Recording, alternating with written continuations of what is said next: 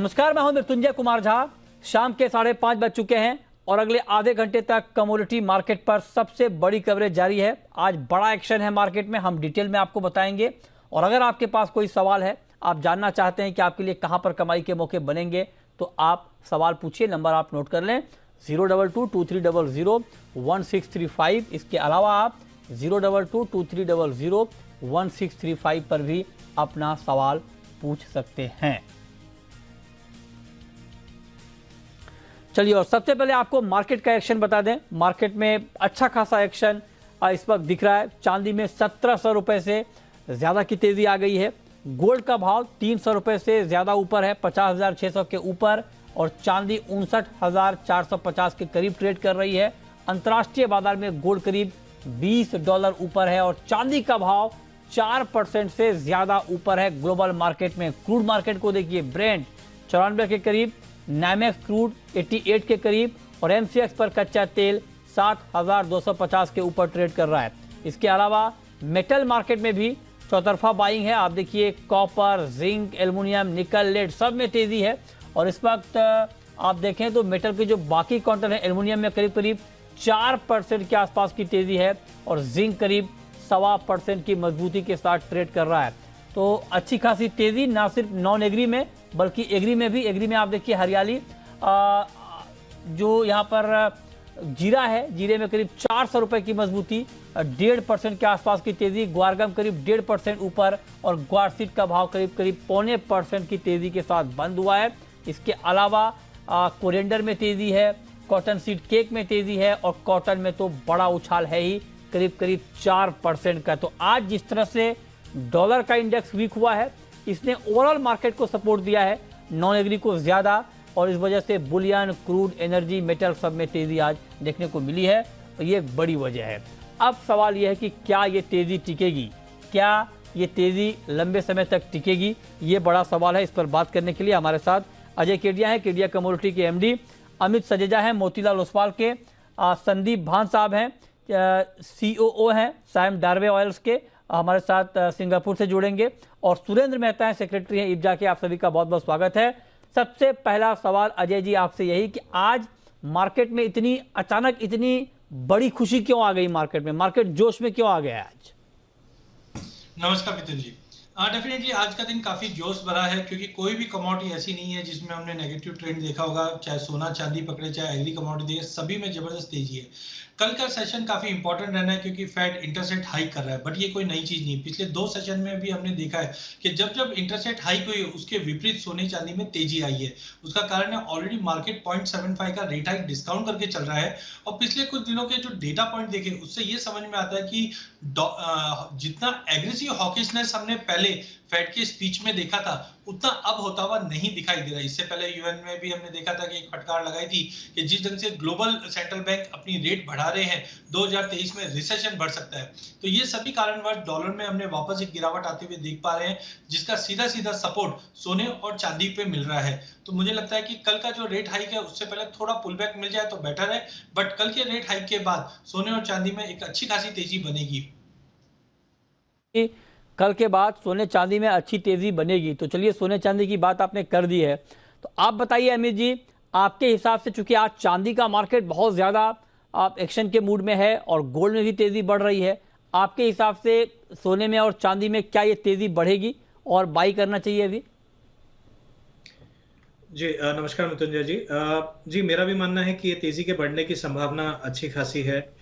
जिस तरह अजय जी ने अभी बताया कि काफी हफ्तों पहले से ही कहीं ना कहीं ये डिस्काउंटेड है कि जो इंटरेस्ट रेट हाइक होने वाली है 75 बेसिस पॉइंट की। और मोर इम्पोर्टेंटली रीसेंट जो कंज्यूमर कॉन्फिडेंस या न्यू होम सेल्स के डेटा आए हैं, कहीं ना कहीं यूएस इकोनॉमी में थोड़ा सा स्लो डाउन की तरफ इशारा कर रहे हैं, जिससे pace of interest rate hikes going forward slow down हो सकती है। तो ये मार्केट फिलहाल डिस्काउंट कर रहा है, चाहे वो इक्विटी मार्केट्स हो या फिर कमोडिटी मार्केट्स हो।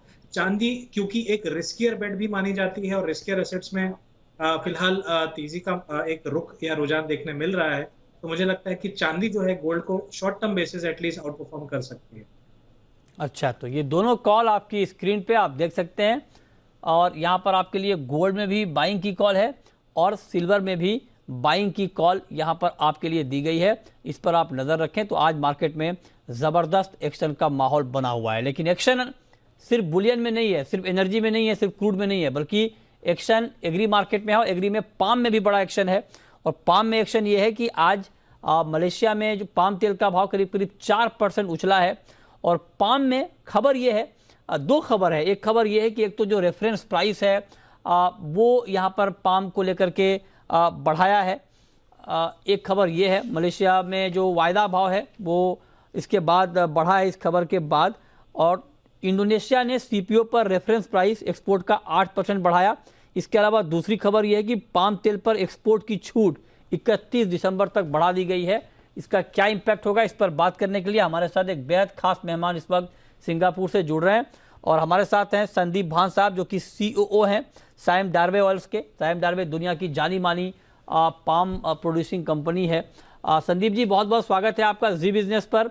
मेरा पहला क्वेश्चन आपसे ये होगा कि दो जो डिसीजन आज इंडोनेशिया ने लिया है, एक तो रेफरेंस प्राइस बढ़ाया है और लेवी में छूट दी गई है 30 दिसंबर तक, इन दोनों खबरों का ओवरऑल प्राइस के ऊपर आप क्या इम्पैक्ट देख रहे हैं आप यहाँ से? सर, इसमें से दो चीजें हैं। इन्होंने जो लेवी का बढ़ाया है उसमें यह है कि अगर $800 से प्राइस, रेफरेंस प्राइस $800 से नीचे रहेगा तो देयर इज नो लेवी। अगर $800 से ऊपर आया तो then there is a levy of current price bracket में $85 की। ओके, सो ये लेवी आज सेकेंड हाफ नवंबर के लिए आ रही है। फर्स्ट हाफ नवंबर के लिए जीरो लेवी है। अच्छा, सेकेंड हाफ नवंबर की आज की कैलकुलेशन के हिसाब से ये लगता है कि लेवी $85 आएगी। And what happens in December would be very difficult to say now, because उसकी अभी एवरेज प्राइस डिक्लेयर नहीं होगी, होगी from 10th of November to 25th of November. Okay, but levy बढ़ने से ये सारा सेकेंड हाफ का जो एक्सपोर्ट्स है इंडोनेशिया से वो थोड़ा सा स्लो डाउन हो जाएगा और वो सारा डिमांड मलेशिया शिफ्ट हो जाएगा। इसके चक्कर में मलेशिया ने आज मार्केट में रिएक्शन कर दिया और बीएमडी को ऊपर उठा दिया, because we expect second half में there will be bigger exports from Malaysia. अच्छा, तो आप कहें कि सेकेंड हाफ ऑफ नवंबर में मलेशिया से एक्सपोर्ट ज्यादा होगा कंपेयर टू इंडोनेशिया, क्योंकि आप कहें कि उसके बाद लेवी बढ़ जाएगा। सर, इंडोनेशिया हो मलेशिया, हम तो ये जानना चाह रहे हैं कि हमारे ऊपर क्या इम्पैक्ट होने वाला है, क्योंकि हम लार्जेस्ट इंपोर्टर हैं पाम का और इंडोनेशिया से हम बहुत सबसे ज्यादा इंपोर्ट करते हैं। तो इंडिया के ऊपर क्या इम्पैक्ट होगा इस खबर का? इंडिया पे इसका इन टर्म्स ऑफ अवेलेबिलिटी कोई इम्पैक्ट नहीं रहेगा, क्योंकि स्टॉक्स आर इनफ दोनों जगह, मलेशिया में भी है, इंडोनेशिया में भी है, और कंटिन्यूस शिपमेंट इंडिया जा रहे हैं। हाँ। In terms of stock there is no impact, but in terms of price yes थोड़ा सा बढ़ोतरी आ जाएगी। अच्छा, प्राइस बढ़ जाएगा आप कह रहे हैं? ये प्राइस बढ़ जाएगी। कितना बढ़ जाएगा सर? सर, प्राइस आज ऑलरेडी रिएक्ट कर गया, कल और आज के बीच में $40 बढ़ गया प्राइस। तो और बढ़ेगा या ये तो $40 तक ही की तेजी है? ये $40 की तेजी आज आ गई। नहीं, मैं आज कह रहा हूँ के कि बाजार में यहाँ तो से आज और का बढ़ेगा या इतनी ही तेजी है? यहाँ से तेजी और आ सकती है, डिपेंड्स अपॉन सॉफ्ट ऑयल में भी कैसी रिएक्शन रहेगी, क्योंकि अभी पाम और सॉफ्ट में जो इतना बड़ा गैप है वो पाम को बहुत सपोर्ट दे रही है। अच्छा, उसके चक्कर में पाम की अपसाइड कंटिन्यूसली बनी रहेगी। ओह ठीक है। तो आप कह रहे हैं कि पाम में तेजी, आपने कोई दिमाग में टारगेट बिठाया है? क्योंकि आप पाम को बड़ा क्लोजली ट्रैक करते हैं, 43 रिंगिट के आसपास है पाम का प्राइस। कुछ दिमाग में है आपका, कहां तक जा सकता है पाम का प्राइस? इसकी आज प्राइस कोई पर्टिकुलर लेवल तो है नहीं, बट इट ऑल डिपेंड्स कि सॉफ्ट ऑयल कैसा रहेगा। अगर सॉफ्ट ऑयल में और बढ़ोतरी आ गई तो पाम और ऊपर जा सकते हैं, $40-50 और ऊपर जा सकते हैं। अच्छा, एक क्वेश्चन मेरा संदीप जी आपसे और होगा कि ये तो ठीक है, लेकिन दूसरी जो खबर आई है ग्लोबल मार्केट के लिए वो ये कि ब्लैक सी एग्रीमेंट, जो ग्रेन डील का एग्रीमेंट था, उससे रूस ने अपने आप को अलग कर लिया है। और ये ऑयल मार्केट के लिए इसलिए महत्वपूर्ण है क्योंकि यूक्रेन से बहुत बड़े पैमाने पर सनफ्लावर ऑयल की सप्लाई ग्लोबल मार्केट में होती थी। इंडिया अकेले 80% जो हमारा टोटल इंपोर्ट होता है सनफ्लावर का, उसमें 80% के आसपास हम इंपोर्ट यूक्रेन से करते थे। उसका कोई इम्पैक्ट आप देख रहे हैं ग्लोबल ऑयल प्राइस पर? इसका डेफिनेटली इम्पैक्ट आ गया सर। आज के बाजार की अपसाइड में 2 मेजर रीजन थे। एक तो ये था कि यूक्रेन का रशिया का एग्जिट करना एग्रीमेंट से, और ये लेवी का। हाँ। ये दो फैक्टर से ही आज पाम इतना बढ़ गया। और बढ़ेगा क्योंकि जो यूक्रेन से सनफ्लावर का रशिया ने एग्जिट कर दिया, उसका जो स्लो डाउन आ जाएगा एक्सपोर्ट्स में, वो भरपाई पाम को करनी पड़ेगी। अच्छा, तो इंडिया के लिए ही पाम ही भरपाई करेगा, और उसके चक्कर में पाम को अच्छा सपोर्ट कंटिन्यूसली मिलता रहेगा। राइट, बहुत शुक्रिया संदीप भान जी आपका हमारे साथ जुड़ने के लिए, डिटेल में ऑयल मार्केट के आउटलुक पर बात करने के लिए, ग्लोबल सिनारियो को बताने के लिए बहुत शुक्रिया आपका। चलिए आगे बढ़ते हैं और अब रुक करते हैं एक और महत्वपूर्ण खबर का। और खबर ये है कि वर्ल्ड गोल्ड काउंसिल की रिपोर्ट आई है जिसमें यह कहा गया है कि चौथी तिमाही में गोल्ड की डिमांड इंडिया में कम रहेगी। चौथी तिमाही मतलब अक्टूबर से दिसंबर, और इसमें 2 महीने नवंबर दिसंबर के महीने में शादियों का सीजन होता है, लेकिन उसके बाद भी 25% डिमांड घटने का अनुमान लगाया गया है। इसके पीछे का तर्क ये है कि जो ग्रामीण डिमांड है उसमें कमी आएगी और जो टोटल डिमांड होती है हमारी उसमें 2/3 हिस्सा ग्रामीण डिमांड का होता है। और ग्रामीण डिमांड इसलिए कम होगी क्योंकि महंगाई की वजह से परचेजिंग पावर लोगों का कम हो रहा है, ये आशंका यहाँ पर जाहिर की गई है। हालांकि तीसरी तिमाही में डिमांड अच्छी रही है, 14% के आसपास का इजाफा हुआ है डिमांड में, प्री पैंडेमिक लेवल पे डिमांड का लेवल आ गया है। सुरेंद्र मेहता हमारे साथ हैं, सेक्रेटरी हैं India Boolean and jewellers association के। मेहता जी बहुत बहुत स्वागत है आपका। ये क्या हो गया सर, आप लोग तो कह रहे थे कि बहुत अच्छी डिमांड रहेगी, छप्पर फाड़, वर्ल्ड गोल्ड काउंसिल तो कह रहा है कि इस बार तो शादियों के सीजन में फीकी रहेगी डिमांड। देखिए, वर्ल्ड गोल्ड काउंसिल की रिपोर्ट भी एक तरह से ये रिपोर्ट को सही मानना चाहिए। अच्छा। तो दो मेजर जो फैक्टर हैं जो हमें लगता है कि जो शायद डिमांड को कम कर सकते हैं, वो बिल्कुल जैसे उन्होंने कहा है कि इन्फ्लेशन बढ़ेगा। तो अगर आपने देखा हो तो जैसे रूरल एरिया में भी इन्फ्लेशन बढ़ता जा रहा है, अर्बन एरिया में तो हाउसिंग लोन के इंटरेस्ट वगैरह बढ़ते ही जा रहे हैं। तो ये एक वजह है। और दूसरी वजह ये है कि सभी को ये लग रहा है कि धीरे धीरे गोल्ड के दाम और बढ़ेंगे। तो ये दोनों चीजों को मद्देनजर रखते हुए एक आशंका जताई गई है। लेकिन यदि हम करंट मार्केट सिचुएशन की बात करें तो, और यदि आज की स्थिति को देखें तो ऐसा लगता बिल्कुल भी नहीं है कि डिमांड कम होगी। और रूरल एरिया में भी फिलहाल डिमांड बरकरार है। जहां तक आप आईबीजे का व्यू लेने के लिए, आईबीजे का व्यू की बात करें या हमारे मार्केट के व्यू की हम बात करें, तो मुझे लगता है कि डिमांड एक स्टेगनेंट होगी। इसमें कोई ज्यादा गिरावट भी नहीं होगी लेकिन ज्यादा बढ़ोतरी भी नहीं होगी।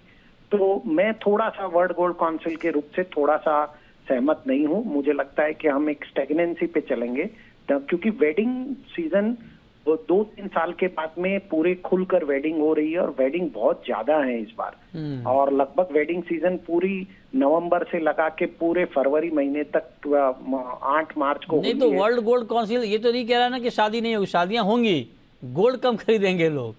नहीं, बिल्कुल आपकी बात सही है, लेकिन हम जो हमारा रुख है वो बता रहे हैं। आईबीजे का रुख ये है कि डिमांड में कमी नहीं होगी, डिमांड में स्टेगनेंसी होगी। अच्छा। पिछले साल के बराबर डिमांड होगी, ऐसा हमारा मत। अच्छा, आप जुड़े हैं सर, तो एक सवाल मेरा आपसे गोल्ड के ऊपर भी होगा। गोल्ड में ठीक ठाक तेजी बन रही है, कल फेड का डिसीजन आएगा ब्याज दरों पर, क्या आपका आउटलुक है अभी गोल्ड के ऊपर? देखिए, $1680 गोल्ड को क्रॉस करना जरूरी है एक नए बुलिश पैटर्न के लिए। मुझे लगता है कि कल जो फेड का डिसीजन आएगा वो मार्केट के लिए, गोल्ड मार्केट के लिए बहुत ही महत्वपूर्ण रहेगा। बहुत बड़ा कल मूवमेंट आ सकता है गोल्ड के अंदर, कल और परसों 2 दिनों में। लेकिन जो बुलिश पैटर्न है और जो रुपए में गिरावट है वो भारतीय बाजारों में सोने के दाम को यहाँ से मजबूत ही करेगी, यहाँ से कम नहीं होने देगी, ऐसा मुझे लगता है। ओके, ठीक है। चलिए, बहुत शुक्रिया मेहता जी आपका हमारे साथ जुड़ने के लिए, बताने के लिए कहाँ पर मार्केट की नज़र होगी, क्या लेवल होगा गोल्ड का। बहुत शुक्रिया आपका बताने के लिए। लेकिन अब हम शुरू करते हैं सवाल और जवाब। पहला सवाल है फरहान का। फरहान जुड़ रहे हैं हमारे साथ रामपुर से। पूछिए फरहान जी। कॉल किया था और मुझे जो राय जो है मैं अभी सेटिस्फाई नहीं हूँ। उसकी वजह यह कि मैं एक किसान हूँ, तो मुझे स्टॉप लॉस से और ये टारगेट से इसका मतलब नहीं रहता कि ठीक बात है। क्या जानना चाहते हैं सर आप, क्या जानना चाहते हैं? मैं ये जानना चाहता हूँ, नवंबर और दिसंबर में अमित सजेदा सर से बताइए, बहुत दिनों में आया है आपके चैनल पर। हाँ। उनकी राय बहुत बढ़िया रहती है। मेंथा के बारे में जानना चाहते हैं आप? हाँ, मेंथा में सर। ठीक है, बताइए अमित जी। नवंबर आपके ऊपर बड़ा भरोसा करते हैं ये, तो आप जरा बताइए कि नवंबर दिसंबर के महीने में, मतलब इस महीने और अगले महीने मेंथा का प्राइस क्या रहेगा?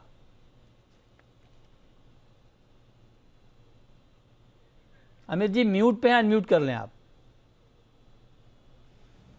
माफ कीजिएगा जी। मेरा मानना है कि एक दायरे में ही रहेगी, लेकिन ये दायरा जो है उसके ऊपरी छोर को छू सकती है, यानी 1020 से 1030 का एक एवरेज लेवल जो है हम देख सकते हैं। ऊपरी तरफ 1065 से 70 तक भी जा सकती है, लेकिन मैं समझता हूँ एवरेज बेसिस पे 1020 के दाम हमें नवंबर में देखने मिलेंगे। अच्छा, ठीक है, ओके, तो ये राय। अच्छा, अगला सवाल है पवन का, यूपी से है हमारे साथ। पूछिए पवन जी। पवन जी आप सुन रहे हैं? हाँ जी सुन रहा हूँ। पूछिए। सर जी मेहनता पर सवाल था मेरा, जो है लगभग मुझे टीवी का वॉल्यूम कम करिए सर, फिर सवाल पूछिए। यस। मेहनता में साहब जो है थोड़ा सा मैं ये जानना चाहता हूँ कि 2, 4, 6 महीने में कहीं 100-200 रुपए की चाल ले सकता है, नहीं ले सकता है जून तक? बताइए अजय जी, आप बताइए आपका व्यू मेहनता पर। देखिए मेहनता नो डाउट 2022 के अंदर हमने फर्स्ट हाफ में तो तेजी देखी थी प्रोडक्शन कम होने की न्यूज पे, बट साथ में डिमांड में जो ड्रॉप था ये प्राइजेस को चला नहीं पा रहा था। बट हमने मल्टीपल ऑफ टाइम देखा या पिछले 3 साल में देखे तो 920-30 के नीचे कभी नहीं गया। तो यहाँ पे रिस्क रिवॉर्ड रेशियो काफी फेवरेबल है। विंटर इस बार पहले ही अर्ली चालू हो चुकी है, जिसकी वजह से एफएमसीजी एंड फार्मा स्टॉक से एक बाइंग आते हुए दिखाई देगी। थोड़ा सा कंसर्न सिंथेटिक मेंथा को लेकर अभी भी बना हुआ है, बट मुझे लगता है कि एक बार विंटर्स को देखकर डिमांड इंप्रूव होती है तो प्राइजेस मुझे लगता है 1020 से लेके 1070 तक का लेवल हम अगर जनवरी मिड तक देखें तो मिल जाएगा। बट हाँ, जिस ढंग से प्रोडक्शन फॉल हुआ है और डिमांड अगर इंप्रूव होती है, जिस तरह चाइना भी ओपन अप हो चुका है, तो आगे का फ्यूचर काफी ब्राइट लग रहा है, जो 1080 से 1100 तक का लेवल फरवरी तक दिखा देगा। ठीक है, नेक्स्ट कॉलर हमारे साथ जिगर है। पूछिए जिगर।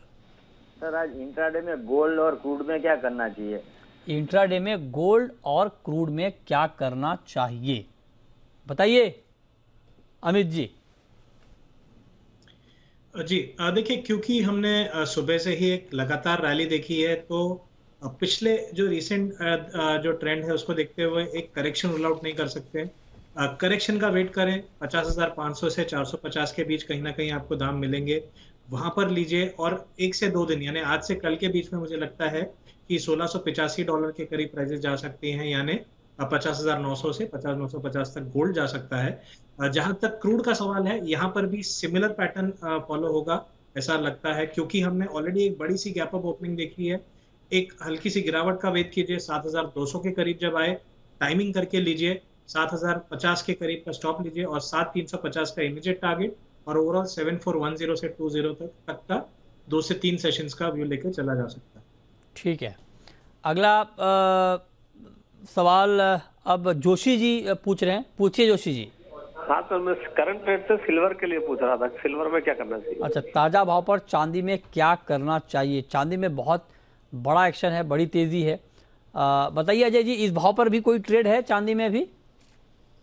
देखिए इंट्राडे के हिसाब से अगर देखा जाए तो 3% से ज्यादा की तेजी हमने ऑलरेडी देख चुके हैं, तो थोड़ा बहुत पुल बैक पॉसिबल है, जो 58,600-700 तक का लेवल मिल जाए, क्योंकि आज इंट्राडे में मुझे लगता है 59,700 से 59,700 से 60,000 का जो जोन है वो मैक्सिमम है। बट कल फेड के बाद मुझे लगता है कि 60,000 का लेवल तोड़ने पे 62.5 तक का लेवल हम नवंबर के एंड तक देख पाएंगे। तो आज थोड़ा सा वेट करिए, ये लेवल पे थोड़ा पुल बैक पे लेके चलिए, 59,700 का इमीडिएट टारगेट रहेगा। ठीक है, ओके, तो ये राय आपकी हो गई चांदी के ऊपर, इस पर आप नजर रखिए। 58,800 पर बाइंग की कॉल, 60,200 का टारगेट, 58,000 का stop loss. Next collar Sitaram हैं राजस्थान से। पूछिए सीताराम जी। सर मैंने गोल्ड 50-300 में सेल कर रखा है, तो क्या करना चाहिए? 50-300 में आपने गोल्ड सेल किया है? ओहो, मार्केट काफ़ी बढ़ गया सर, 50-650 के भी ऊपर चला गया। अमित जी अब क्या किया जाए, नुकसान में है ये? जी देखिए, पहली बात तो इस ट्रेड के लिए 5750 का मैं स्टॉप सजेस्ट करूंगा, क्योंकि उसके ऊपर मिनिमम 200 रुपए की और बढ़त हो जाएगी, यानी नुकसान और डीप हो जाएगा।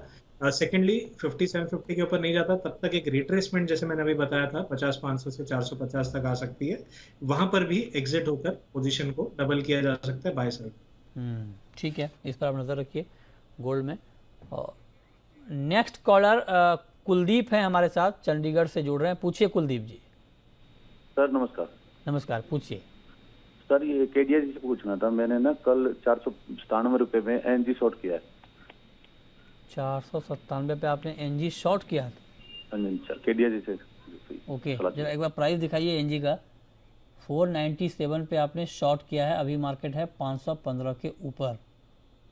केडिया जी बताइए सर क्या किया जाए अब?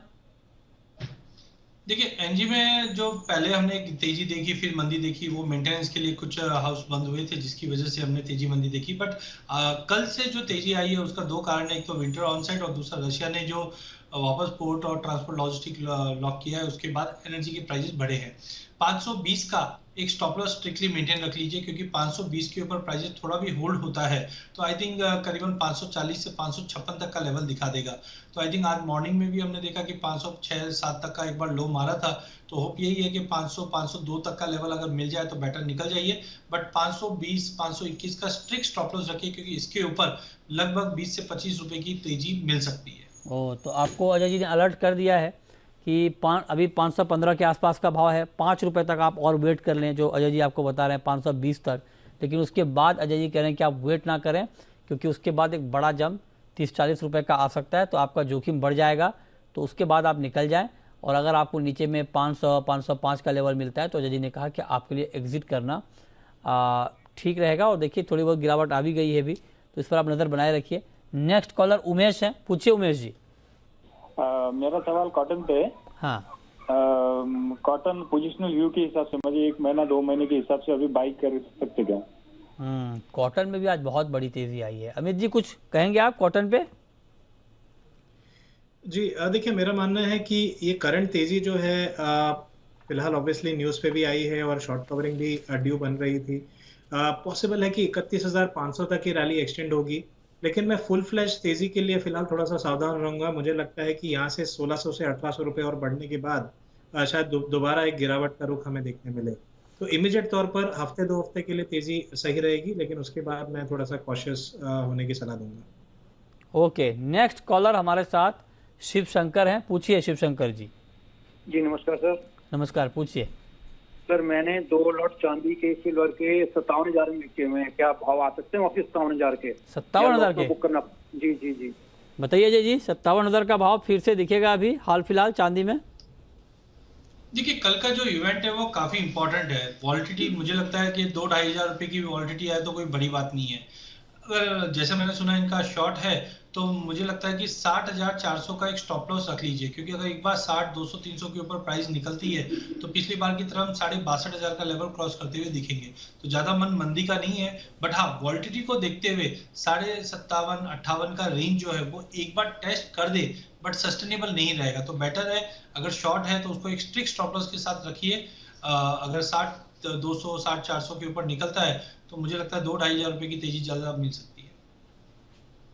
ओके ठीक है, चलिए बहुत शुक्रिया अजय जी आपका, और अमित जी आपका जुड़ने के लिए, बताने के लिए कहाँ पर कमाई के मौके बनेंगे।